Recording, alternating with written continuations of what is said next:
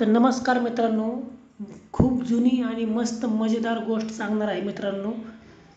तुम्ही जर आपल्या चॅनलवरती जर नवीन असताल तर पहिलं आपल्या चॅनलला सबस्क्राईब करा आणि तिथे असेल ती बेल आयकनची घंटा दाबा, म्हणजे येणाऱ्या नवनवीन गोष्टी तुम्हाला मिळून जातील. तर मित्रांनो, गोष्टीचं नाव आहे तहानलेला कावळा. तर मित्रांनो, एका कावळ्याची गोष्ट आहे. खूप मस्त आणि मजेदार गोष्ट आहे. तुम्ही नक्की ऐका आणि पूर्ण गोष्ट ऐका. उन्हाळ्याचे दिवस असतात मित्रांनो, खूप सारं सगळीकडे ऊन पडलेलं असतं. खूप गरमीचे दिवस असतात. सगळे पक्षी खूप ताणलेले असतात.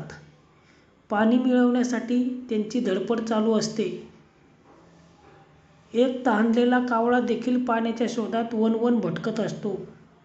मग मित्रांनो, काय होतं, अचानक त्याला एके ठिकाणी पाण्याचा घडा दिसतो. पाण्याचा घडा पाहून आनंदी झालेला कावळा उडून घड्याकडे येतो. घड्यात वाकून पाहतो तर घड्याच्या तळाशी त्याला पाणी दिसते, पण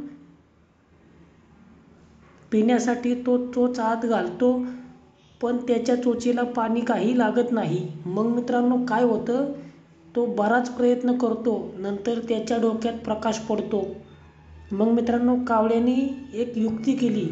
तो आजूबाजूला पाहतो. त्याला बरेच दगडाचे खडे दिसतात. तो एक खडा चोचीने उचलून घड्यात टाकतो. ते टाकताच घड्याचे पाणी थोडे वर येते. त्याला आनंद येतो. तो एक एक करून घड्यात खडे टाकू लागतो. तोच पाणी वर येऊ लागते. पाणी चोचेला लागेल इतके खडे टाकतो आणि पाणी पिऊन आपली तहान भागवतो. आहे की नाही कावळा हुशार? मग मित्रांनो, या गोष्टीत तात्पर्य असं आहे मित्रांनो, शक्तीपेक्षा कधीही युक्ती श्रेष्ठ. आणि मित्रांनो, अशाच नवनवीन जर गोष्टी तुम्हाला ऐकायच्या असतील तर आपला चॅनलला तुम्ही पहिलं सबस्क्राईब करा मित्रांनो.